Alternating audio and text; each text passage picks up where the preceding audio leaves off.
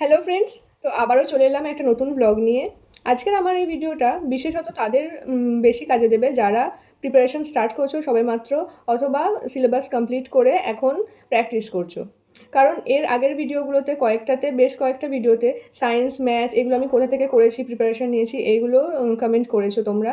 তো এই ভিডিওটাতে আমি সম্পূর্ণটাই সেটা বলবো যে এই এক বছর আমি কিভাবে শুরু থেকে এখনও অবধি প্রিপারেশন নিচ্ছি। আমি তোমাদের প্রত্যেকটা কমেন্টেরই রিপ্লাই করি, বাট একটা কমেন্টে অতটা আমি এক্সপ্লেন করতে পারবো না যে আমি কিভাবে সায়েন্স বা ম্যাথ কোথা থেকে আমি প্র্যাকটিস করেছি, সিলেবাস কমপ্লিট করেছি। সেই জন্য আমার এই ভিডিওটা, যাতে আমি তোমাদের সাথে পুরোটা এক্সপ্লেন করতে পারি যে কীভাবে আমি সিলেবাস কমপ্লিট করেছি, কোথা থেকে প্র্যাকটিস করছি। তো চলো আর কথা না বাড়িয়ে স্টার্ট করি। ফার্স্টেই আমি সেই সাবজেক্টটার কথাই বলবো যেটা আমি প্রিপারেশনের একদম প্রথমে কমপ্লিট করেছি। তো আমি রেলওয়ে এক্সামের কথা বলছি। তোমরা সবাই জানো ম্যাথ, রিজনিং আর সায়েন্সের কতটা ওয়েটেজ থাকে এক্সামে। তো আমি প্রথমে যেহেতু ম্যাথটা আমি একদমই কিছু জানতাম না, তো আমি ম্যাথটাই স্টার্ট করেছি। প্রথমেই বলি আমি কোথা থেকে ম্যাথ কমপ্লিট করেছি। রেলওয়ের যে কোনো সাবজেক্টই তুমি এনসিইআরটি বই থেকে কমপ্লিট করতে পারো। আমার কাছে এনসিইআরটির যে 10th যে ম্যাথ বইটা, সেটা ছিল না। ওটা খোঁজও করিনি, হয়তো খোঁজ করলে পেয়ে যেতাম, বাট আমার কাছে সুবীর দাসের একটা বই ছিল আগে থেকেই। আমি ওই বই থেকেই কমপ্লিট করেছি পুরোটা।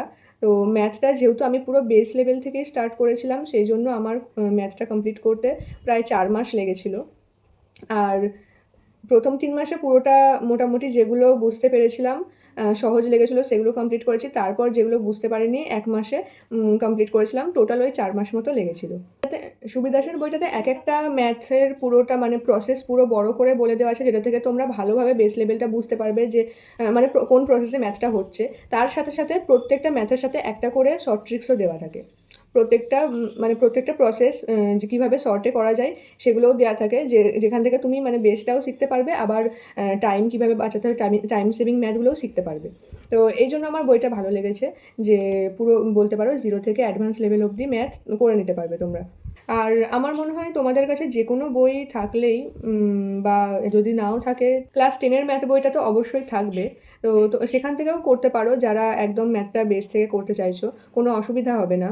আমার মনে হয় যে কোনো ম্যাথ বুকই কিন্তু বেসিকটা শেখার জন্য ভালোই হয়। আর শর্ট ট্রিক্সের জন্য যদি সেখানে ভালো কিছু শর্ট ট্রিক্স নাও দেওয়া থাকে, তোমরা প্র্যাকটিস করতে করতে বিভিন্ন মানে ইউটিউবে স্যারদের কাছে প্র্যাকটিস করতে করতে শিখে যেতে পারবে শর্ট ট্রিক্স।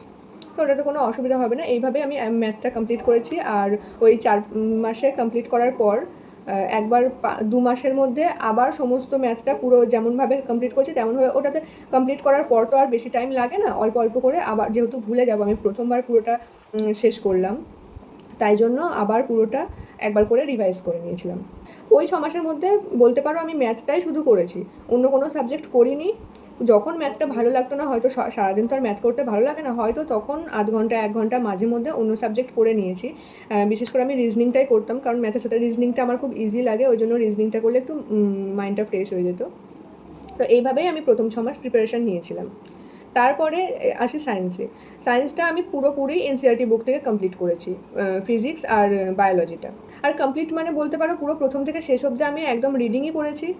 আর মাঝে মাঝে যেগুলো আমার মনে হয়েছে যে হ্যাঁ এগুলো একটু ইম্পর্টেন্ট, সেগুলো একটু আন্ডারলাইন করে রেখেছিলাম।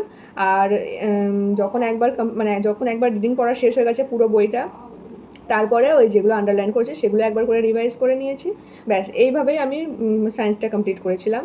আর দেখো, সিলেবাস কমপ্লিটের সময় মোটামুটি ওপর একটু বুঝে বুঝে পড়ে নিয়ে, এমন নয় যে তোমার সমস্তটা মনে থাকবে, সিলেবাস কমপ্লিট করছো যখন মনে থাকবে না, বাট তুমি বুঝতে পারবে যখন প্র্যাকটিস করবে, ওগুলো আস্তে আস্তে রিকল হয়ে যাবে। তো আমি সেভাবেই করেছি। যখন আমি সিলেবাসটা কমপ্লিট করছিলাম স্টার্টিংয়ে, আমি কিন্তু এই দুটো সাবজেক্টই ভালোভাবে কমপ্লিট করেছি। আর রিজনিংটা আমি এর পরে করেছি, কারণ রিজনিংটা আমি যখন প্রথম আমি প্র্যাকটিস শুরু করেছিলাম, মানে বলতে পারো সিলেবাস কমপ্লিট না করে আমি প্র্যাকটিস শুরু করে দিয়েছি। অতটা জানতাম না যে রিজনিংয়ের সিলেবাস ওইভাবে আলাদাভাবে কমপ্লিট করতে এক একটা চ্যাপ্টার ধরে। আমার মোটামুটি ইজি লাগতো, আমি ভাবছি আমি পারছি, কিন্তু আসলে তো টাইম সেভিংটা না রিজনিংয়ে, তো আমার ওটা হতো না। আমি পারছি মানে আমি ভাবলাম হয়তো পারছি, এটা আমাকে আর করতে হবে না। বাট টাইম সেভিংয়ের জন্য, ভালোভাবে বোঝার জন্য, কীভাবে তাড়াতাড়ি করবো, এগুলোর জন্য তো পুরো প্রথম থেকে সিলেবাসটা কমপ্লিট করতে হবে এক একটা চ্যাপ্টার ওয়াইজ। তো তারপরে আমার বেশি দিন লাগেনি, রিজনিংটা ওই 10 দিনে পুরো একটা স্যারের পুরো প্লেলিস্ট ধরে আমি এক এক করে কমপ্লিট করে নিয়েছি। আর ওই দিন আমি ওই একটু জিকে মানে যে ভিডিওগুলো হয় এক একটা চ্যাপ্টার ওয়াইজ না, র্যান্ডম যে ভিডিওগুলো আছে ওই জিকে একটু করেছিলাম। আর তার সাথে সাথে রিজনিংটা 10-15 দিনের মধ্যে আমার কমপ্লিট হয়ে গেছিলো পুরো, 15 দিনও লাগেনি।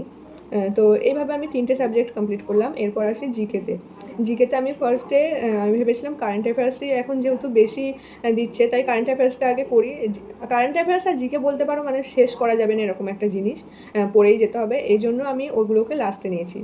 প্রথমে শুরু করলে তো শেষ হতো না, আমার ম্যাথ আর রিজনিং, সায়েন্স এগুলো কিছুই আমি শেষ করতে পারতাম না, ওই জন্য ওগুলো প্রথমে করে নিয়েছি। তারপরে কারেন্ট অ্যাফেয়ার্স শুরু করেছি।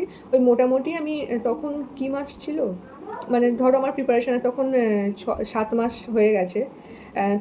আমার ঠিক খেয়াল পড়ছে না, তখন একটা এক্সাম ছিল। জিকে একটা টপিক ওয়াইজ আমি সেভাবে শেষ করতে পারিনি, র্যান্ডম যে ভিডিওগুলো আসে সেগুলোই আমি করছিলাম। আর তার সাথে কারেন্ট অ্যাফেয়ার্স লাস্ট 6 মাসের, মানে আমি তখন যেরকম তখন যেই মাসে ছিলাম তার থেকে লাস্ট 6 মাসের কারেন্ট অ্যাফেয়ার্সটা দেখছিলাম। তো এভাবেই আমি কমপ্লিট করেছি সমস্তটা বলতে পারো।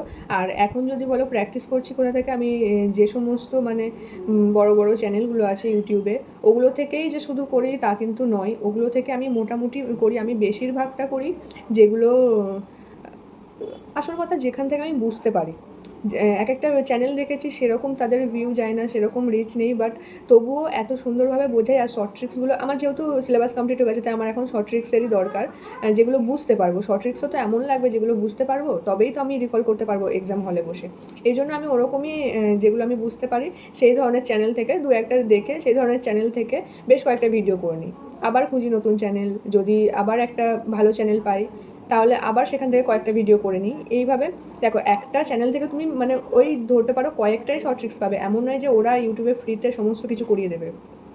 ওই জন্য তোমাদেরকে ওই একটা চ্যানেল থেকে বেশ কয়েকটা ওদের কোনো প্লে লিস্ট থাকে বা বেশ কয়েকটা ভিডিও দেখে আমি পুরোটা করে নিই। তারপর যখন মনে হয় যে এখান থেকে হ্যাঁ এগুলো ইম্পর্টেন্ট কিছু শর্ট ট্রিক্স পেয়ে গেছি, তারপর আবার অন্য চ্যানেল থেকে করি। বেশিরভাগ যেগুলোতে ভিউ যায় না সেগুলোও কিন্তু এমন না যে খারাপ করায়, ঠিক আছে, সেগুলোও অনেকে ভালো করায়। এই জন্য আমি তার থেকে বেশিরভাগ ম্যাথটা করি।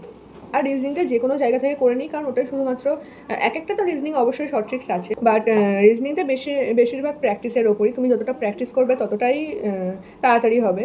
আশা করি তোমাদেরকে আমি সমস্তটা বুঝিয়ে বলতে পারলাম। আর জানি না যদি কোনো কোয়েশ্চেন স্কিপ করে থাকি বা তোমাদের যদি আরও কোনো কোয়েশ্চেন জানার থাকে অবশ্যই আমাকে কমেন্টে বলবে। ব্যাস এইটুকুই, এখন অবধি প্র্যাকটিস চলছে। আর হ্যাঁ, প্র্যাকটিস করতে করতে দেখা গেল কোনো একটা টপিক বা কোনো একটা চ্যাপ্টার থেকে বারবার আমার ভুল হচ্ছে, আমি করতে পারছি না, এরকম কোনো চ্যাপ্টার থাকলে সেই চ্যাপ্টারটা আবার গিয়ে পুরোটা মানে দেখে নিই যে কেন ভুল হচ্ছে, পুরোটা আবার একবার করে প্র্যাকটিস করে নিই। শুধুমাত্র ওই চ্যাপ্টারটা হয়তো একদিন প্র্যাকটিস করলাম। তো এইভাবেই প্র্যাকটিস করি আমি। ঠিক আছে, তো আজকের জন্য এইটুকুই। তোমাদের যদি ভিডিওটা ভালো লেগে থাকে অবশ্যই লাইক করবে, চ্যানেলটাকে সাবস্ক্রাইব করবে আরও এই ধরনের ভিডিও পেতে। এই চ্যানেলে বেসিক্যালি আমি আমার প্রিপারেশন সংক্রান্ত ভিডিওই দিই। আর যদি আরও কোনো কোয়েশ্চেন থাকে অবশ্যই কমেন্ট করবে, আমি অবশ্যই রিপ্লাই করব, বা যদি বড় কোনো টপিক হয় আমি অবশ্যই ভিডিও করে দেবো। তো সবাই ভালো করে প্রিপারেশন নাও। টাটা।